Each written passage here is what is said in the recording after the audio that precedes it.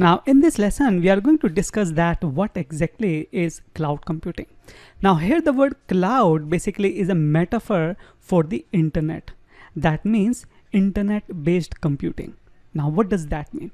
Here the computing basically referring to all the resources like virtual machines or software platforms, different types of servers, database, storage, application. All of these we are referring here as a computing.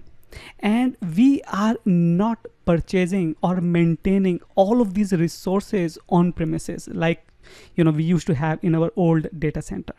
Point here is that someone, whoever is the cloud provider like Microsoft or AWS or Google, they have set up for these resources, and we can access these resources as an end user through internet, right? And this is called cloud computing, internet based computing. So cloud computing means internet based computing. It is like renting IT resources. So we are not purchasing that, we are not maintaining that.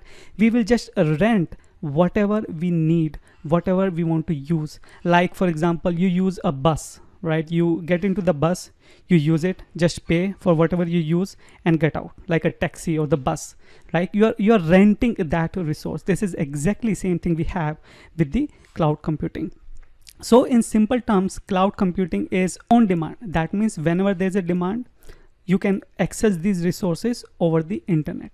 We have different cloud providers, and these are examples. For example, you have been using Gmail for quite a long time now. So Gmail is an example of cloud computing.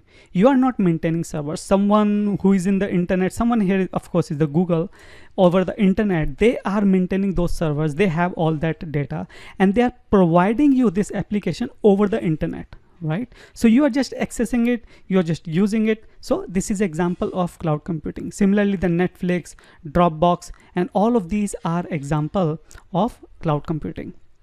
Now same resources shared by the multiple clients. So of course these cloud providers have all these hardware, and you are not the only one who are using these hardware. Different end users. For example, Microsoft has hundreds and thousands of end users, AWS has hundreds and thousands of end users, and all of them actually use this hardware. So this hardware is the kind of shared resources. All right, so I hope you get some idea about cloud computing. Thank you.